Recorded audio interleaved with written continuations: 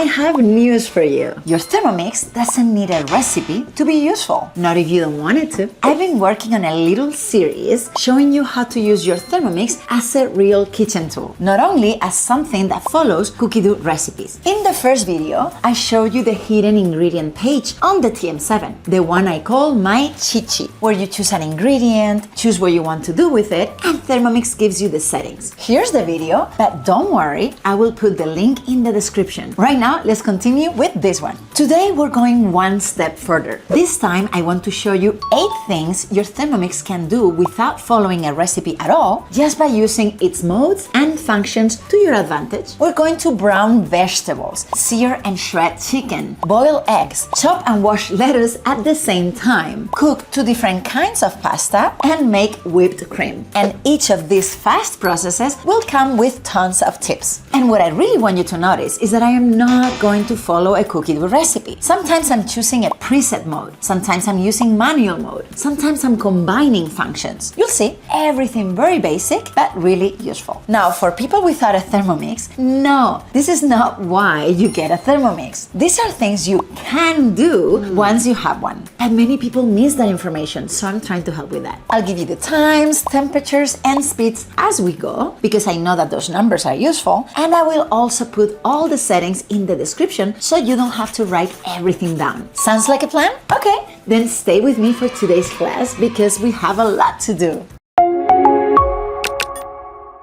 Hi, my name is Diana, the Dummy Cook, and today we're going to list 8 things you can do with your Thermomix without following a recipe. We're starting with something very simple, browning vegetables. I have some bell peppers here, and I added a little bit of onion as well. Now, before I put them in, there's one instruction in browning mode that I think is really important. Don't cut your vegetables too small. The instructions actually warn you that very small pieces can burn too fast when you use browning mode. So I have cut mine in big enough pieces, I think. I'm going into browning mode, and first I'm going to use the scale because the instructions ask for ½ an ounce of oil before you add anything. So oil goes in, and then the onion and the bell peppers. And now Thermomix gives me the settings. 10 minutes, 320 degrees Fahrenheit, which is 160 Celsius. And I'm leaving the intensity on gentle because we're going to work with vegetables and we want to reach that high temperature slowly but surely. Later, when we get to the chicken, you're going to see me use the intense option instead. Okay, let's start it. And here they are. Look at that. They've softened. They look great. They smell great. Awesome. And now the bowl is already nice and hot, which is perfect because I'm going to use the heat for the next step.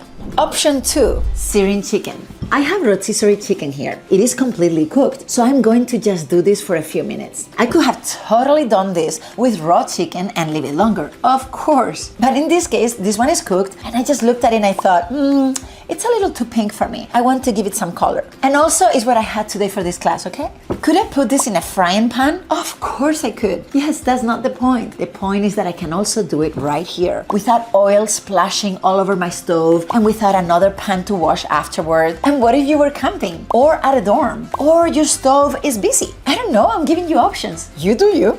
Anyway, I have cut the chicken into bite-sized pieces, and I want you to see roughly how big they are because in a minute we're going to shred them. Now I'm choosing the option intense, and here's a tip. Normally, if I wanted to use intense from a cold bowl, I will have to preheat the bowl first in manual mode. But remember, we just finished those vegetables, so my bowl is already hot. I decided to try 3 minutes. I don't know, I'm making this up. Just like you do when you're using your stove, right? You look, is it done? No? Then keep going. All right, let's see. Not bad. It has more color. It isn't deeply brown. I could have left it a little longer if I wanted more searing, but you can do that. And yes, the bottom of your bowl will have some browning down there. That's okay. That's why you have a brown bottom pre-wash mode that helps loosen it. I will do a video about that soon. But one of the things that I love about this stainless steel is that once I clean mine, it looks like it came out of the factory. And that doesn't happen with my pans.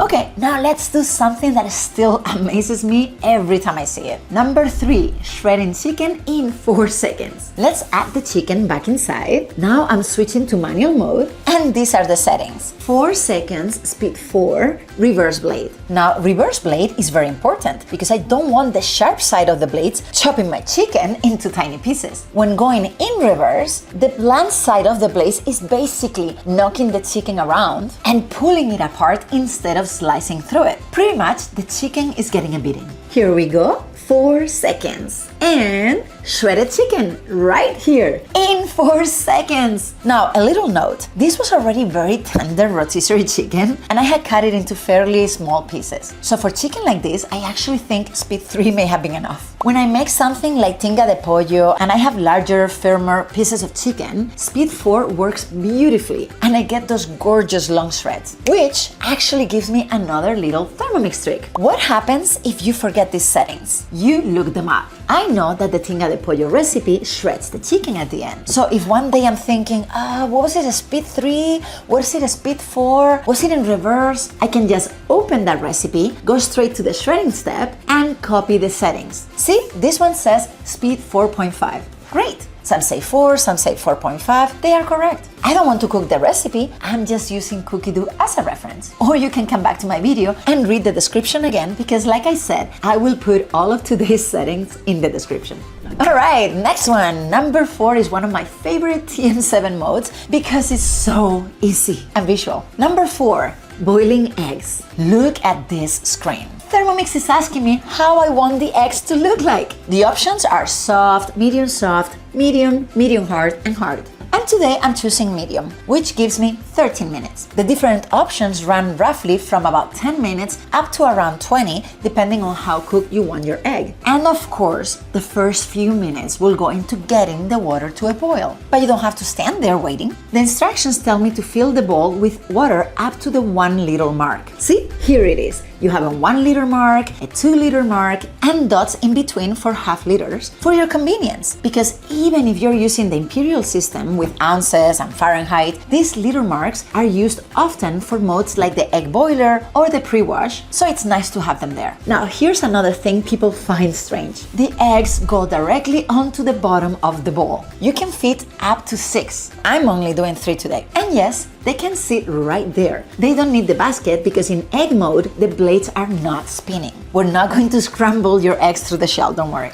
Now, here we go. I don't have to wait until the water is boiling, add the eggs. Nope, I set them, let Thermomix do its thing, and done. Obviously, I need to put them in very cold water once Thermomix tells me that they're done, or else they will keep cooking themselves. That's common knowledge, no matter where you make your eggs, right? Oh wow, look at that. That is exactly the kind of egg I wanted. Another note, there are Cookidoo recipes for boiling eggs in the basket, and there is absolutely nothing wrong with using them. I just don't use those recipes anymore because I love this visual mode. I look at the pictures, choose how I want my egg, and I'm done. But I will give you a little Cookidoo tip. Sometimes I still put the boiled egg recipe into my Cookidoo calendar just because I want the calendar to remind me, Diana, you were planning to boil eggs today. Then when the day comes, I ignore the recipe and use egg mode. What? That's my system, so I don't forget. Now let's do something completely different. Number 5, chopping and washing lettuce. I have a head of romaine lettuce here. Well, half actually. Cut in 2/4. I'm putting them into the bowl and then adding enough water to cover them. In my case, that was about the 1 liter mark. And the water is useful because we're going to do 2 jobs at the same time. We're chopping the lettuce and we're washing it. For this one, I'm using dough mode for 30 seconds. Yes, dough mode. You heard it right. Let's see. Oh my! See how it dances? Never leave your Thermomix alone when it's doing the kneading mode. Wow! And see? Ta-da! Now I just need to drain it. I don't have a sink right here where I'm filming, so I'm using my Varoma dish as a giant strainer over a bowl. And look at this, washed, chopped lettuce. The texture I have here is great for a salad. If I wanted it finer, maybe really shredded for tacos, I could give it a little more time. And again, we're not saying you suddenly forgot how to use a knife. We're just adding another option to the toolbox. And now, apparently today, Thermomix is also going to become a pasta pot, thanks to the new open cooking mode. Number 6, boiling dried pasta. I have added about 1.5 liters of water. You can use more water if you need to. Just never go above the maximum capacity, which is 2.2 liters. And you have the mark right there. Now, I'm starting with kettle mode. Why? Because kettle mode is a preset to do just that, boil water. It doesn't matter how much water you put in it, or how hot or cold it is. Thermomix is going to measure that temperature, heat up the bowl, and let you know once it has reached exactly boiling point. There we go. Now that the water is boiling, I'm switching to open cooking mode. Why? Because it's going to let me cook at a maximum of boiling point, but with the lid open, like a pot on your stove. Yes, I'm adding a little salt and a little oil, just like I would if I was boiling pasta in a pot, and I'm adding the long pasta. The package says 9 to 10 minutes, but because I'm here talking to you, adding the pasta still has to fall inside. I know the water is cooling a bit, so I'm going to add 2 more minutes so it can come back to a boil first. I'm gonna give it 12 minutes. Open cooking has already given me 212 degrees Fahrenheit by default, 100 Celsius, which is boiling temperature, and there is no speed here. The blades are not going to move. It's up to me if I want to stir and move stuff with my spatula. That's what open cooking does, and it can be used for many reasons, like reducing a sauce, stirring something delicate by hand, or simply when you want the steam to escape. So, because this is long pasta, look at it. It is sticking right out of the top, and that's okay. As the bottom softens, I can gently guide it down with my spatula, and once everything is inside and boiling again, I can move it around occasionally just like I would in a pot. And there we have it, pasta cooked in the Thermomix. Now, will you use this system? Many people will say, no, I already have a stove. Great! Like I said before, it might be busy, you might be camping, you might be remodeling your kitchen. Bottom line, I'm showing you that you can. And in my case, you wanna know a secret? I have covered my stove. I don't use it unless I'm making a paella. And even then, I use it only for the last step. I'll do a video soon so you can see. But since we're already talking about pasta, let me show you another trick. Number 7, cooking fresh pasta. Fresh pasta changes the situation because the kind that comes from the fridge is pretty cold. So this time, instead of starting with the kettle mode, I'm going to start with the steaming mode. Why? Because the steaming mode gets the water higher than boiling point. I want a really vigorous boil before I add that cold pasta. Steaming mode defaults to 10 minutes, fine. I'm not gonna change it, but I will stop it as soon as I hear the strong boil. In my case, it was about 8 minutes. Your time will depend on how much water you have and how warm or cold that water was when you started. Alright, this is ready and boiling. Now I'm switching to open cooking mode and adding the fresh pasta. The fresh pasta package says done in about 4 minutes, so I'm going to give it a little extra time because again, the cold pasta is going to lower the temperature of the water and we need to bring it back up, and here I am talking to you. So should I add 2 minutes more? Or no, you know what? No, maybe just 1. We're gonna get a total of 5 minutes. Cool! Now to make sure that the boil stays strong, or that at least we don't lose it, I'm going to close the lid to help retain the heat. Even though it is called open cooking mode, I can close the lid. And then of course I will open it around halfway through to check it and give it a little movement if it needs it. All I will have to do is lift the lid, because with open cooking mode, you can open the lid anytime you want, close it again, and it will continue cooking. And there we go. We have fresh pasta. Why did we use the open cooking mode? Because we had fresh pasta. And if the blades were moving, it will be destroyed. Open cooking mode doesn't move the blades, so that was the perfect choice for that task. If we were doing it in manual mode, or in kettle mode, or in steaming mode, all of those have the blades moving, and we cannot use them for fresh pasta. Got it? Okay, so now for number 8, a classic favorite. Number 8, whipped cream. For this one, I have 7 ounces, which is about 200 grams of whipping cream. I checked the recipe first because I wanted to know the minimum amount, and 200 grams was the minimum I found. So that's what I'm going to use for this demonstration. And before I do anything else, my bowl is very clean and very cold. I actually put it in the refrigerator beforehand. Cold matters with whipped cream. The cream itself should be cold, and a cold bowl helps it whip and stay fluffy. Warmth is not your friend here. Okay, so now I'm putting in the butterfly whisk here in between the blades, twist a little to the right, and it's locked. And whenever we use the butterfly manually, I need you to remember one rule. Never go above speed 4 with the butterfly. You can damage it. My friend Rosie has a trick for this.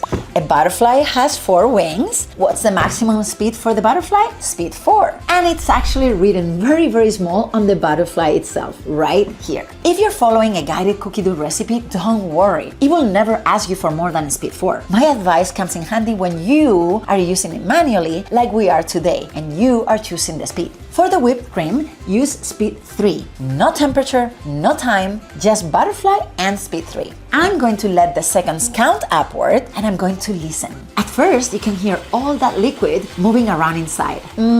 Still liquidy. And then suddenly the sound changes. That is your clue that the cream has thickened. For me, the sound changed at around 50 seconds. I stopped and opened the bowl at around 53 seconds. And look at that, perfect whipped cream. See, we had whipping cream, the bottle that comes with the liquid, and we made whipped cream, the one that goes over dessert, toppings, fillings, frostings, etc. People ask me about the difference sometimes, so I had to say it. And this is also where I want to make another distinction, because people sometimes put whipped cream and meringue into the same mental category. They are not the same thing. Whipped cream is cream that has been whipped full of air, and keeping it cold is important. Meringue starts with egg whites and sugar. It behaves differently. It can hold beautiful shapes, and you can bake it until it becomes firm and crisp. And we're going to save that one for the next video, and I will show you 2 cute recipes that have meringue ghosts, Christmas trees, and other shapes. Oh my! This Thermomix as a tool series is getting out of control. I love it. Alright, what else will we make in the next one?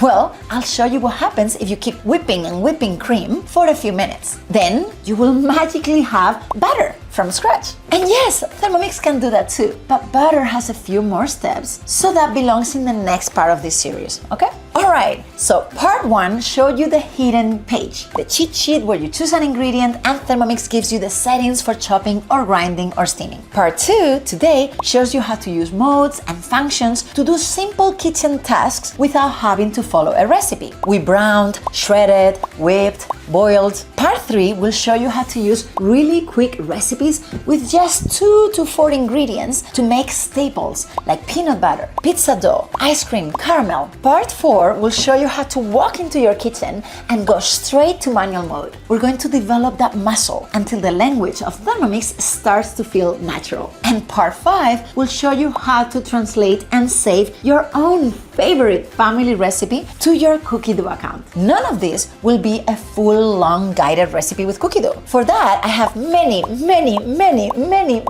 videos that you can watch. In this series, I'm trying to get to the mysterious side of Thermomix, some parts that people don't dare to venture with. If you're interested in this, please give me a like and a follow, that way you will know when the next video is out. If you need a Thermomix in your life, please email me right here, or remember that you can use my name, Diana Legissima, at your service at checkout, so you can receive your $50 voucher for accessories and my help during your journey. And now, on to the next one. My studio looks like a chemistry lab. If you could see me recording these videos, I'm adding ingredients into the bowl, writing down the settings, and what happened. Did it work? What to try next time? It's hilarious. I have so much fun testing things just so you don't have to. Anyway, thank you so much and see you in the next one.